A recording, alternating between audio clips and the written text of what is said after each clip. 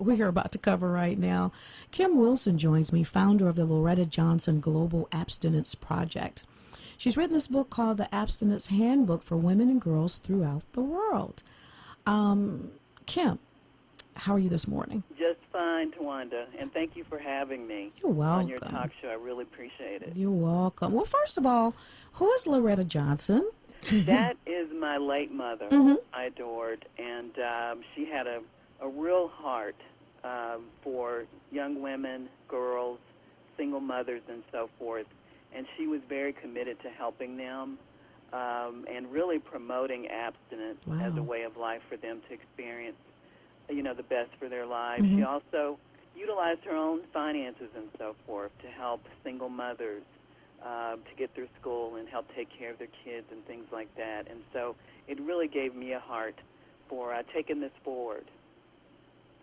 She sounds like a lovely woman. Yes, and I love our seasoned mothers who have the compassion for the young ladies. A lot of us don't have that compassion. Absolutely, I agree. So let's talk about abstinence. First of all, what is abstinence? Abstinence is basically avoiding sex before marriage, simply not having sex before marriage. And it's so important and so crucial, especially when it comes to Black and Hispanic women right now. And the consequences are devastating.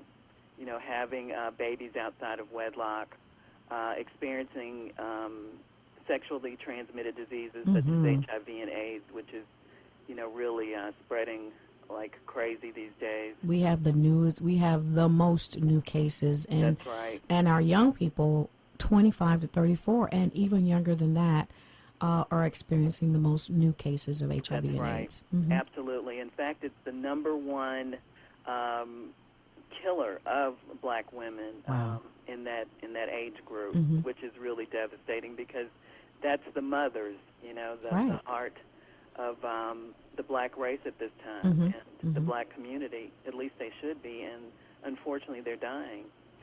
And one of the big issues with that is about 70% of all the new cases of HIV is amongst Black women. And what that leads to that's even worse is that 72% of our Black children are born outside of wedlock, which means that they're basically being raised in a single-parent home. And it typically, that home is run by single mothers and no father. So if we lose the mothers, and considering how they're dying from STDs, the kids will have no one to take care of them or who wants to take care of them. And we'll end up seeing a generation of orphans, just like, unfortunately, they're experiencing in many of the African countries. And that says a lot, talking about third world countries, and you're talking about a city, a metropolitan city like Atlanta. Absolutely, and that's what we're being compared to, because unfortunately the women in Atlanta have one of the highest rates of new cases of HIV, and it's really spreading here.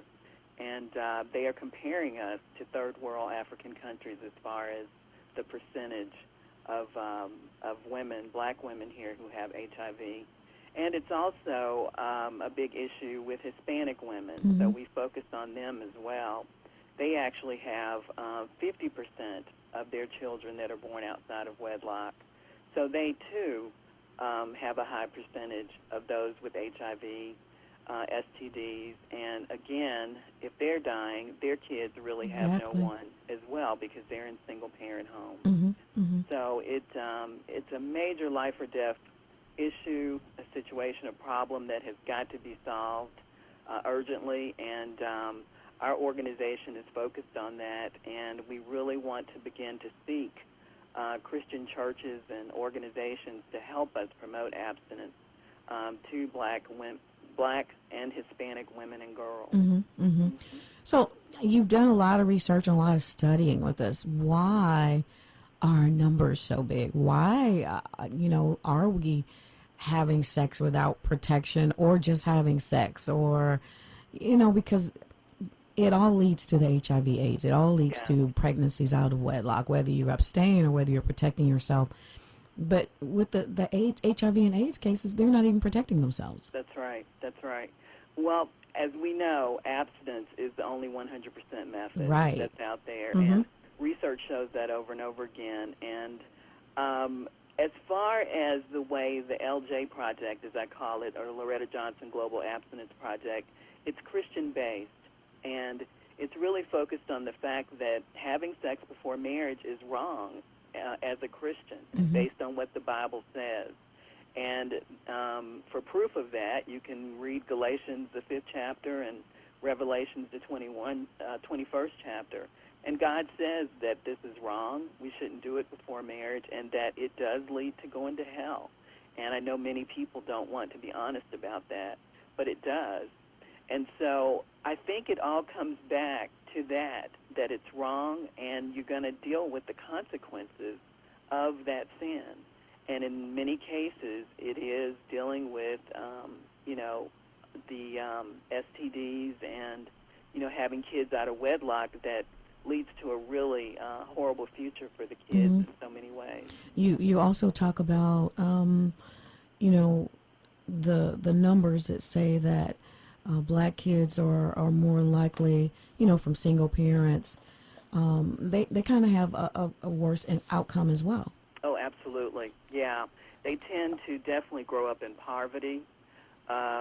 They experience a lot of emotional problems. Mm-hmm. They also, unfortunately, it becomes a cyclical situation. They begin to engage in sex before marriage, and unfortunately, it leads to them having kids outside of wedlock as well, who also end up in poverty. Mm-hmm. And we also deal with the fact that they're very idle, unfortunately, when they get to be adults, and they don't tend to want to go to school or, find good jobs. And, they just tend to have a lot of issues with rising above the issues that are already there for them, as Right. far as poverty Mm-hmm. and, many emotional problems and Not to the lack of mention stability. education, lack of Absolutely. education a lot of times. Absolutely. I often tell people mm-hmm. that the formula is Jesus first, marriage before kids, Mm-hmm. or Mm-hmm. sex before, not having sex before marriage, Mm-hmm. and education. So that's really a big key to staying out of poverty, I do believe. It is. Let me tell you a funny story in my family. I was the first to graduate from college.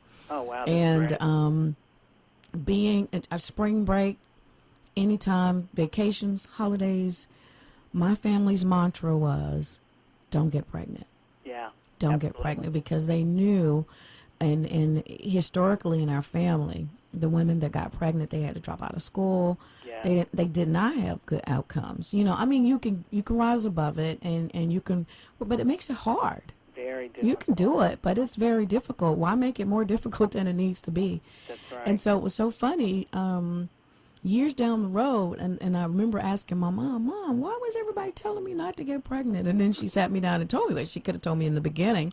I would have understood it more. But, I mean, that was just the family mantra, and it was the family mantra for all the girls at that time. And even now, we say the same things to the young ladies in our family. Absolutely, and that's great. And I wish there were more women like you and your mother who emphasize that, because we don't have them doing that enough, unfortunately, and really sitting down with the young girls and letting them know this is wrong. Yeah. And yeah. it will lead to very negative consequences in your life, and you'll miss a lot of great things you can experience in life, and you want to experience God's best for your life. Yeah. Without a baby on your hip. Mm-hmm. Absolutely. Mm-hmm. And unfortunately, it's moving to several babies Yeah. where it's not enough hips. Yeah, it's true. It's true. And that just makes it more and more difficult. What I've discovered, too, having two sons in that age group, 24 and 26, Oh, wow. is that their complaint and what they're saying to me, because neither one of them are dating, Yeah. is that the young ladies, and I've seen this, they usually have 2 to 3 kids already Mm-hmm. in this age Right. group, which is amazing. And they're not usually educated because they couldn't, because they had children. Mm-hmm. Some of them are not working That's and are on welfare, or they have, like, a menial job that's not going to pay them that much. Mm-hmm. And That's right. so, the struggle is for a young man trying to find a wife is, do I really want to marry a woman who already has 3 kids? And recent, no, not recently, years ago, one girl, all her kids were by a different man. Oh, yeah. That's So, and I asked him, do you really want to deal with that? yeah.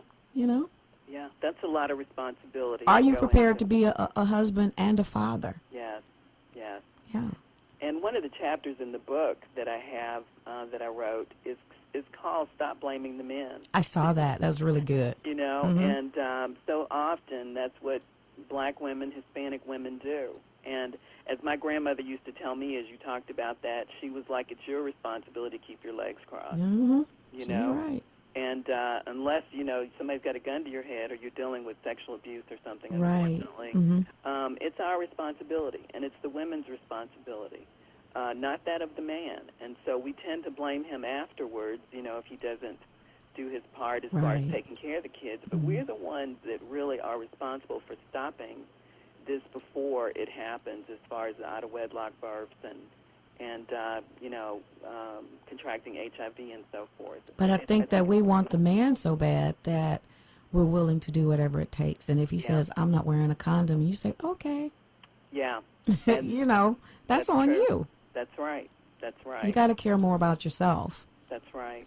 Absolutely. In the book, the Abstinence Handbook, you give everything by people, places, and things, and you talk about what is true love, and you go to 1 Corinthians 13:4 and 8, where it says love is patient, love is kind, it does not envy, it does not boast, it's not proud, it's not rude, it's not self-seeking, not easily angered, it keeps no records of wrongs.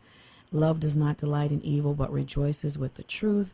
It always protects, always trusts, always hopes, always perseveres. And then you break it down.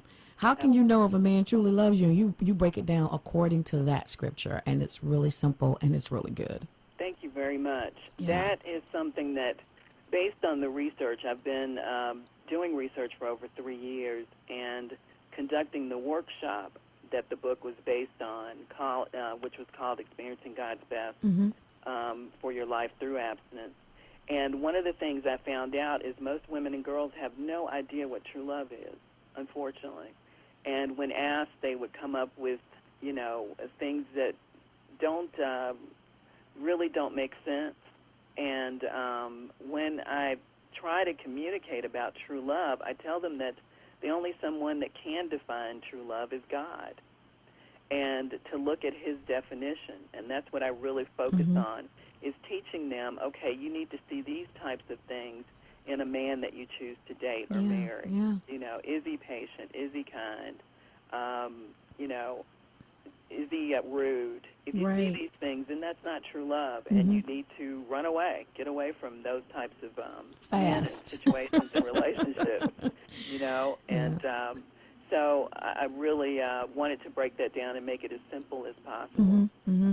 You also talk in goals and consequences about knowing what your goals are and what your future holds for you. And I think, yes, it absolutely requires you to write it down. You can say Yes. in your head all you want. I want to do this. I'm going to be a dancer, and I want to be, a marine biologist, but you never have that on paper, so you don't even know how Absolutely. you're going to get there. Absolutely. And I actually put note pages in the book Yeah, for on you the to be back. able to Mm-hmm. write that down and to be able to go back and look over it from time to Mm-hmm. time, Mm-hmm. especially when there's times of discouragement. And you go back and seek it, or read over the information and say, this is what I want to do.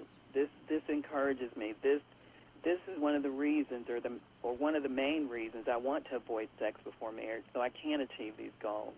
The other thing that is real important is to focus on avoiding sex, not to hurt the people that you love Mm-hmm. or the people that have helped you so much. I remember wanting to have sex before marriage myself as a teenager, and I very much loved my mother, and we were very close. And when I spoke to her about that, she talked to me about the consequences, but also how it would hurt her. Mm-hmm. And I thought about that, and I said, that's true. And it would make life much more difficult for her if I brought home a baby I couldn't take Oh my care of, goodness. as Yes. opposed to going to college, getting a degree, and getting a good job, and being able to be a blessing to her. And so that was a motivator. So to write down information about the things you want to do for those who you love and those who've helped you to build a good future as well. Absolutely. Parents will be so disappointed.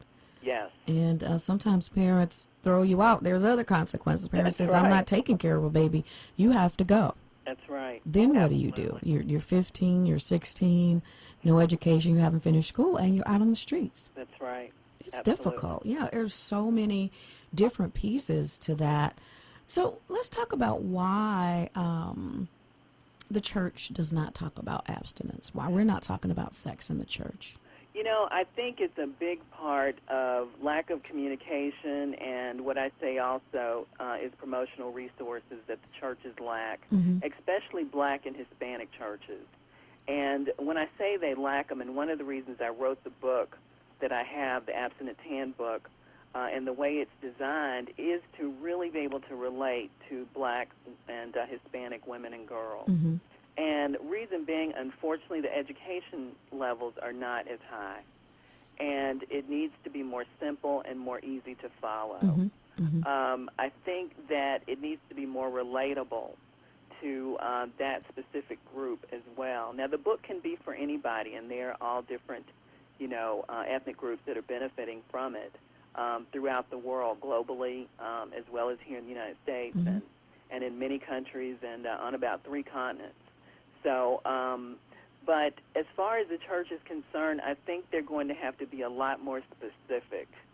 And it's great to talk about Bible verses and Moses and Noah and so forth during Sunday services, but they're going to have to really break it down and say, let's talk about that it's wrong to have sex before marriage. These are the consequences, and be able to address those subjects.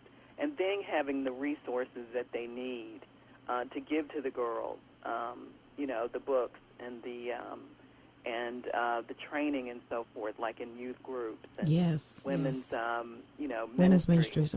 Yeah, women's ministries and doing Bible studies and things like that, just to be more specific and really to make it a priority to promote it, which is one of the things that we want to do through the Loretta Johnson Global Abstinence Project, is really to focus on making this a priority in the church. So tell us about how do you have this conversation with your young men and your young ladies? I think a big part of it is consequences. Kids, definitely, all of them have goals. I have a son that's 14, and he's already made his mind up to be a computer engineer. He wants to go to Georgia Tech and things like that.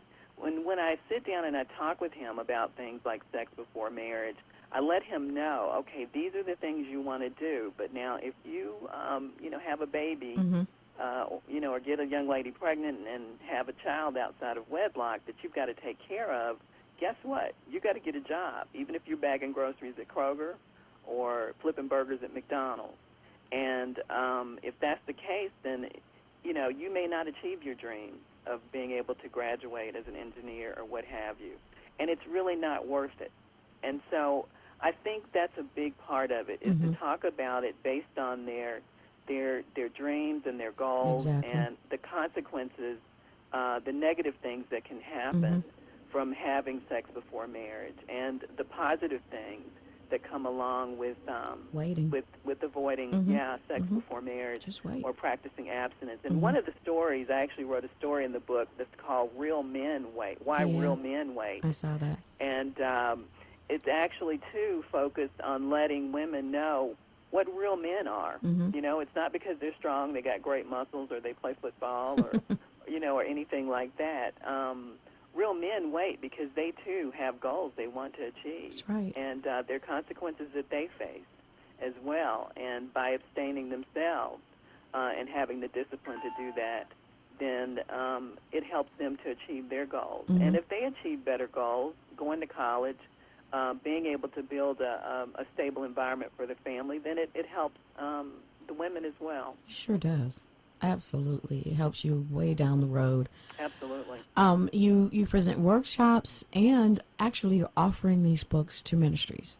Absolutely, free of charge. And that's something I definitely want to emphasize because this is a movement and a project.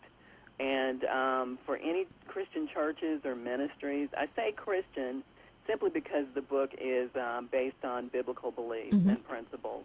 But they can actually request the book from the LJ Project free of charge. And the goal, obviously, is to give the books to women and girls in their churches, their communities, or what have you, free of charge. And what we do is we take requests online on our website or by phone or email to me, and we try to accommodate them with as many books as they need or we can at that time based on our stock or the quantity we have available in order to give to the women and girls in their churches. And all of that is free of charge, including the books. We also have audio books on a CD. Great. And we ship everything free of charge as well. And that's all throughout the United States. So tell us how to do that. Actually, just you can contact us through our website, which is gapglobal.net. And you would see a link there in the menu that says free books and CDs. And simply fill out that form, and we'll get it, and then we'll contact you and get all the details and then ship out the order to you free of charge. You can also call me, which my direct number is 678-491-8583, or you can email me at kimwilson125@att.net. All right. Fantastic book, and a great movement to be into. Thank you so much. We really, ladies, parents, aunties, uncles, grandma, grandparents, everybody. We need to talk to kids about abstinence. We really do. We really do. And it really is a life or death situation in the Black and Hispanic community, and we've got to do something about it urgently. Certainly. Let's see. And again, the website is gapglobal.net. Phone number 678-491-8583. Kim Wilson is the founder of the Loretta Johnson Global Abstinence Project and author of the Abstinence Handbook. Thank you so much for joining us. Well, thank you, Tawanda. I really appreciate you and all your help and support. And God bless you and all you're doing. You're doing so many great things in honor of Jesus Christ, and I just thank him for you as well. Thank you.